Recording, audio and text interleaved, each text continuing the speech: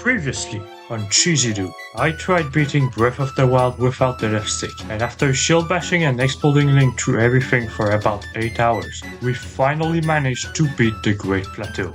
In other words, this is part 2 of a series where I tried to beat Breath of the Wild without the left stick. However, there's a couple of things I need to talk about first before we start. First off, I'm not just trying to beat the game. I'm gonna try to beat every Divine Beast on top of every single shrine in the game as a bonus challenge. Also, to compensate for some of the more convoluted things I did last time, like using another file, I decided to activate the intro cutscene, which looked perfectly normal.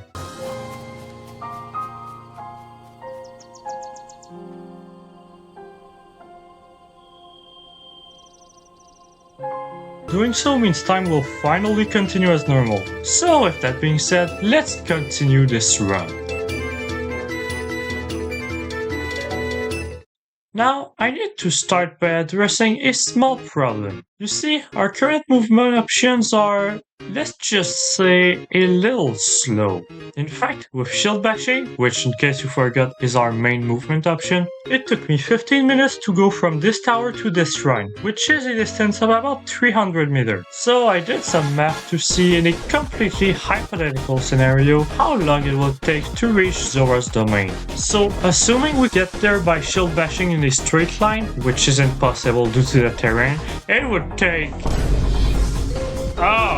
Yeah, so needless to say, we're gonna need some brand new movement tech if we want to finish this run before the heat death of the universe. Fortunately, right after leaving the plateau, I found exactly what I needed, a wild horse. Now, all we have to do is catch one, which is easier said than done because all our movement options are really loud, which horses don't really like. I still had an idea to catch one, but it might not be the most ethical idea.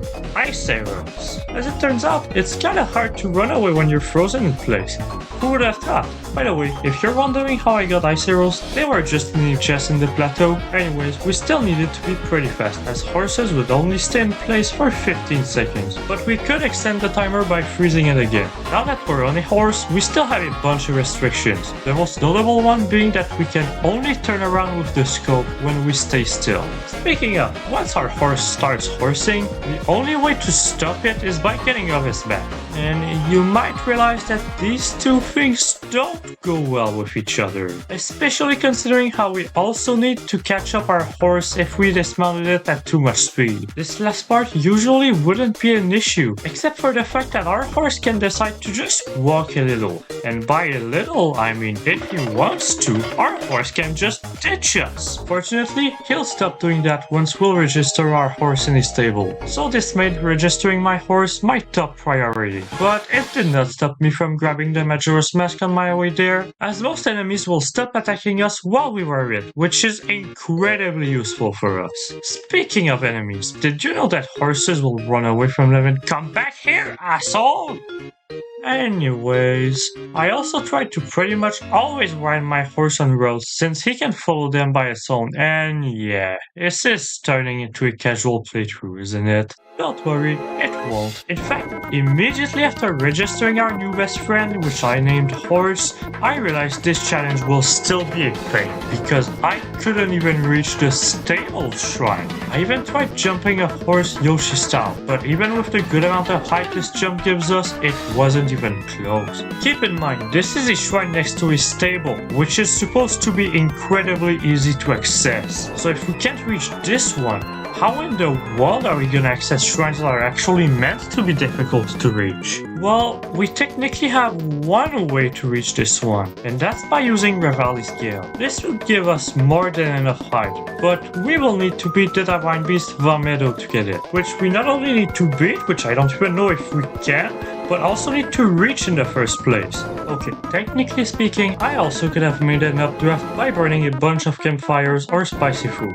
but I didn't have these materials at the time and also forgot I could even do that. So I'm just gonna pretend this method doesn't exist. So while I definitely want to obtain this ability ASAP, we absolutely aren't ready to do Vah Medoh just yet, so we'll need to make a lot of preparation before going there. I started by going to the Horse God Fountain to grab the Ancient Saddle, which will teleport Horse to our location whenever we whistle, which is gonna be a godsend, allowing us to warp anywhere and still call our horse. Speaking of warping, if you remember, we could move on the map by using Hero's Path mode and zooming out to select a teleport point. But it gets complicated when we do so close to a stable or village, because more often than not, when zooming out, the cursor will instead select the location, basically preventing us from warping there. So that's fun.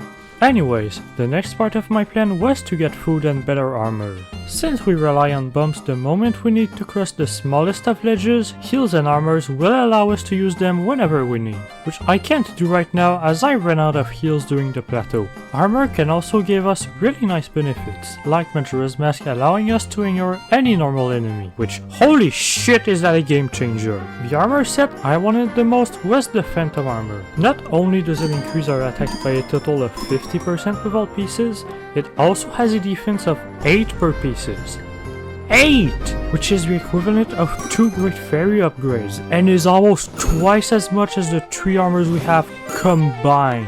And that's for a single piece of armor. So surely, such an absurdly strong piece of equipment must be located in a really dangerous location, right?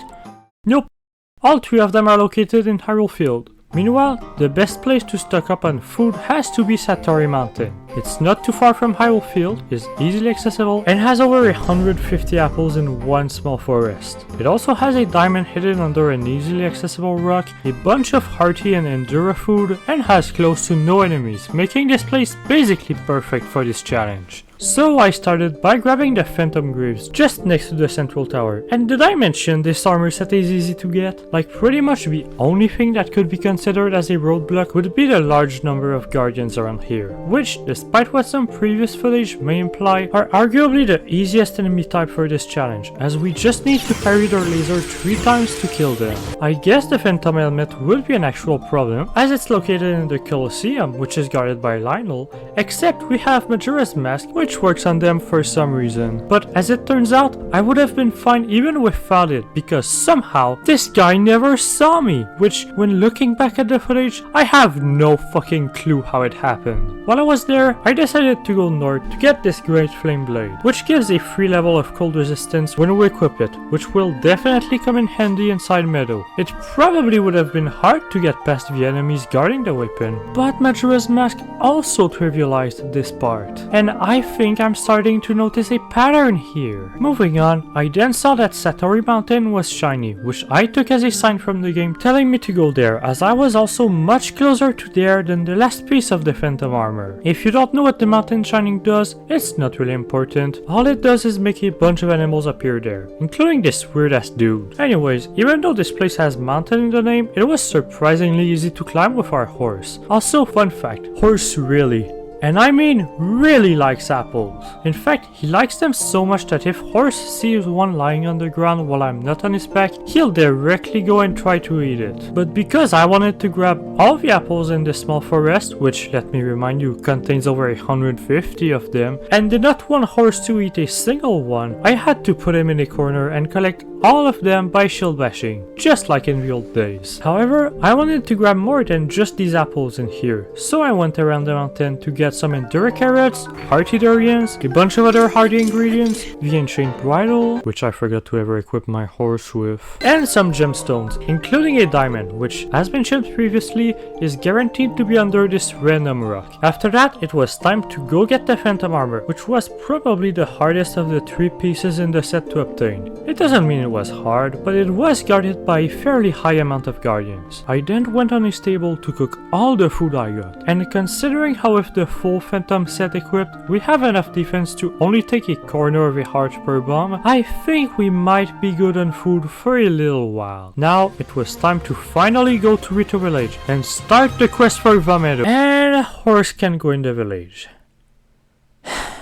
Fine, I'll shield bash again. On my way there, I discovered one of the weirdest problems I ever faced. As it turns out, despite the fact that Link almost never talks and lost his memory, he really likes to talk to random strangers. This is a problem because talking to people will take priority over shield bashing, forcing us to avoid anyone we don't want to talk to. Anyways, I then decided to buy the Snowquill trousers to deal with the cold instead of the Snowquill tunic, as we already had the warm doublet. But as it turns out, this Rito managed to find the perfect way to scam me. He placed the boots right in between the tunic and his dialogue trigger, making it impossible for us to only buy the boots. Now, you might think I could just use a bomb to get past his dialogue trigger, and you'd be correct. I just forgot about it, although this probably led to the funniest scam I've ever seen, which was probably deserved after I scammed this guy by taking his money and running away with it. After a while, I reached the top of the village, started the quest, and made my way to the flight range, before realizing it would probably be smart to get an extra heart container to get maximum value out of my healing items, which heal 5 hearts each. Fortunately, I already had 3 spirit orbs from random shrines I beat while doing all the preparation. So finding the last spirit orb from a random shrine was pretty easy. Now, considering how I want to beat every single shrine in the game, you might be wondering why I haven't even mentioned them until now. And that's because instead of talking about each one as I do them, I thought I should make a dedicated video on all the interesting shrines once I'm done with the main challenge. Although I'm now realizing that this video will probably take like a year and a half to make, so I might consider making smaller videos showing some of the more interesting shrines in the meantime, to compensate for my totally real inconsistent upload schedule. Maybe. I'll see. Anyways, with 5 hearts, I was now finally ready to do what this video is truly about, and go beat Vah Medoh. To do this, we first need to reach Teba in the flight range. So I made my way there, equipped my trusty boots and flame blade to counter the cold, and ended face to face with 2 black bokoblins. You would expect me to just walk past them like every other enemy thanks to Majora's Mask, but they had pretty strong weapons, which could be pretty useful inside Medoh, so I decided to actually fight something for once in my life. Doing so made me realize that combat was still a pain in the ass in this challenge, but definitely manageable, as long as I don't do stupid shit, and most importantly, as long as I fight them one at a time. After that, the only thing standing between me and Teba was our old nemesis, a ladder, one that was too high for either bump bouncing or horse jumping to work. Fortunately, while I was looking for shrines I could easily beat while gathering materials, I discovered an incredible tech I could do with my horse. A tech I originally thought to be absolutely impossible when I started brainstorming this challenge. This tech was none other than a wind bomb. If you don't know how wind bombing works, basically, by exploding a bomb close to another bomb in bullet time, the remaining bomb will get launched at super high speed into Link's back, transferring all that speed into Link, making him fly really far, really fast. Now, the reason I thought this trick was impossible for this challenge is because you need to spawn the bombs in a specific way where the second bomb ends up between Link and the first bomb. Doing so can only be done if you have some momentum, which is something we can pretty much never have without the left stick. Or at least, that was until we got a horse, because jumping off one always gives you some momentum. This means that we can basically do a wind bomb wherever our horse can go. However, the opposite also applies, as we won't be able to do a wind bomb if we can't bring our horse there. This includes shrines, divine beasts, the Gerudo Desert and Highlands, Death Mountain, a good part of Hyrule Castle, Rito Village, Zora's Domain, and probably a bunch of other places I forgot about. This actually made for a really interesting dynamic for this run, as I'll kind of have some freedom of movement in most of the overworld thanks to Wind Bomb, while having really limited options inside shrines and divine beasts. Fortunately, I could get my horse right next to the flight range, meaning I could wind bomb or not.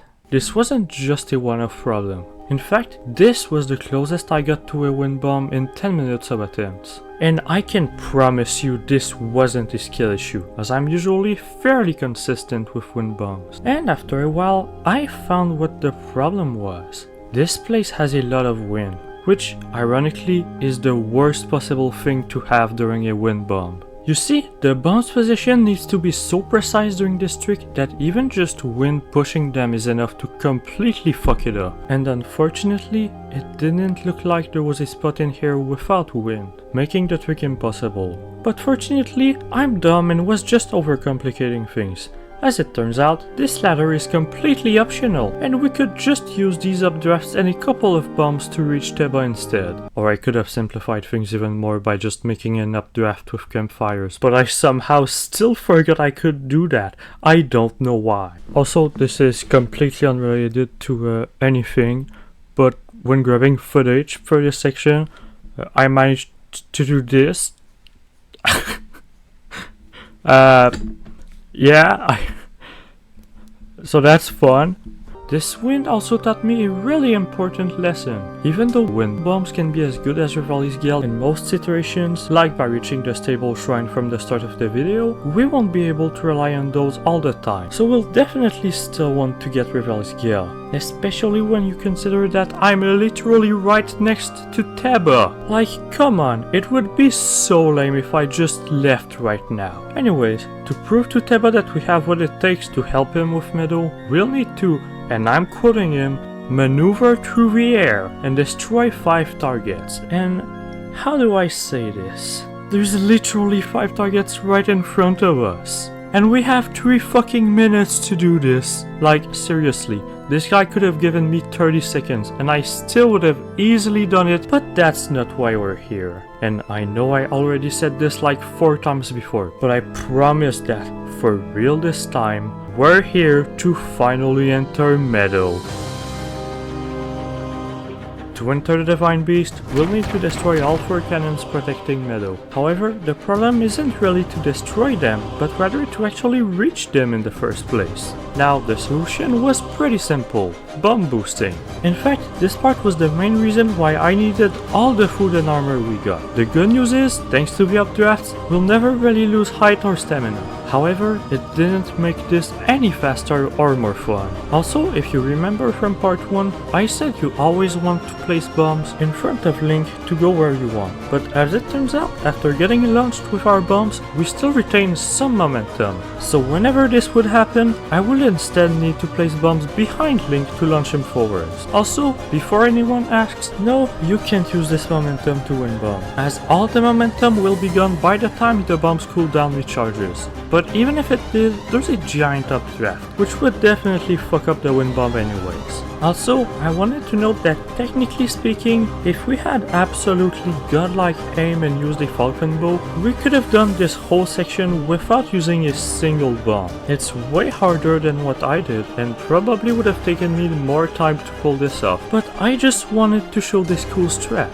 Anyways, thanks to the Phantom armor drastically reducing the damage from bombs, I still had a shitload of food left after breaking all 4 cannons, which we're definitely gonna need right now because we've just entered Vah Medoh. That's right. It's time for the real challenge to begin. As I briefly mentioned earlier, we can't bring our horse here. In fact, aside from being able to use as many bombs as we can, the paraglider is the only thing we can do here that we didn't have access to in the Great Plateau. Anyways, my first goal was to grab the map, which simply required me to bomb boost across these platforms. But now, it was time for the moment of truth. Could the D-pad control the map? If we can't, we won't be able to reach any of the 5 terminals in any Divine Beasts, making each one of them absolutely impossible for this challenge. But thankfully, the D-pad worked, which means we might actually have a chance to pull this off. I started by tackling the 2 terminals located in the right wing, which, thanks to the map, were the only terminals that did not cause any real problem.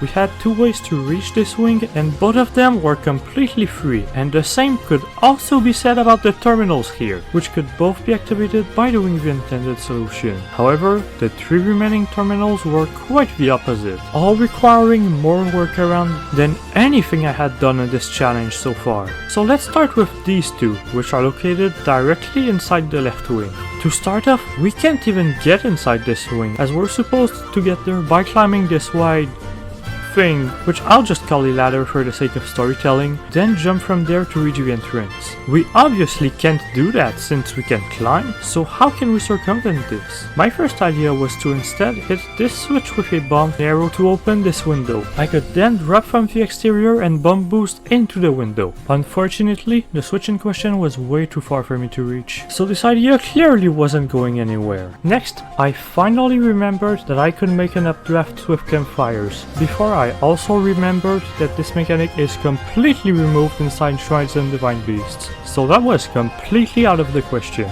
Then I wanted to see if a bomb bounce could be high enough to let me get directly inside the wing. The entrance obviously seems to be way too high, but if we turn Meadow this way, we'll already gain a lot of height just by standing on this platform. Additionally, this platform was now curved, so if I could find the perfect spot here where I could gain enough height without being too far from the entrance, maybe I could get up there. Unfortunately, I couldn't find a spot like this. So it means it was time to get creative and do some absolute nonsense. So here's the plan. Instead of directly getting to the entrance, I landed on this lower ledge which I could actually reach. I then really carefully shield bashed across the ledge to drop on top of this rail thingy. I then turned Meadow's wing straight, which allowed me to get on this specific part. And after tilting Meadow again to make the gap with the wing entrance slightly smaller, I had just enough room to place and explode a bomb and managed to barely get inside the wing. Yep. That was just to get inside this wing. By the way, I cannot stress enough just how janky every step of this process was. Like, even just tilting Meadow could randomly bump me out of the rail. But sadly, I lost the footage of that part and couldn't replicate it. But at least we were in. But don't think that means we were home free just yet, as we still needed to get past this other really big ledge. The intended solution is to open this window and use the wind from it to glide to the terminal. And by some miracle, even without the left stick, the wind was just strong enough to let us reach the terminal with the help of a bomb. Unfortunately, after spending an hour to reach this room, I decided that the only way to reach this terminal was to instead do a needlessly precise bomb bounce. Why am I like this? Well, at least the other terminal here could be accessed by simply doing casual strats, which I actually did. However, the same couldn't be said about the last terminal, located under the left wing. The intended solution for this one is to tilt Meadow to then glide down to it, but we obviously can't do that as the gap is way too big to cross with bombs. So instead, I thought I could go on top of the wing and drop down from there to the terminal, but it still seemed to be too far to reach. So to solve this problem, I tilted the wing upwards to start at a higher position, then while bumping my way to the terminal, tilt the wing in the opposite direction to place the terminal as low as possible, which should give me just enough time and distance to make it there. But this was easier said than done. First off, we need to pivot Meadow at just the right time. Too early and the wing will get in the way and prevent Link from bomb boosting correctly, but too late and the terminal won't be low enough in time. On top of that, there's also some wind pushing Link to the left, so we also need not to bomb boost too far or we'll get pushed away from the terminal. But after roughly 2 hours of attempts, this happened.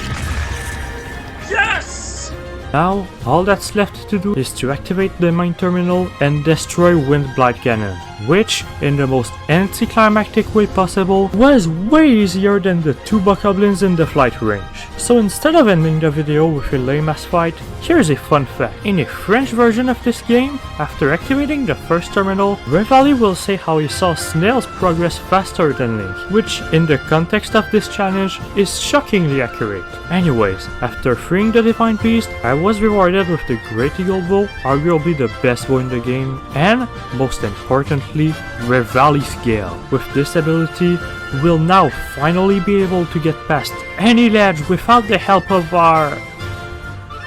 horse? Where did my horse go? Okay, I can't end the video right now. I need to find where my horse went. And I hate to say it, but he's dead, as he just wasn't in my list of registered horses when I checked on the stable. So I did a bit of an investigation to figure out where he died, and the last place I saw him was in the flight range. And I need you to listen carefully to this clip.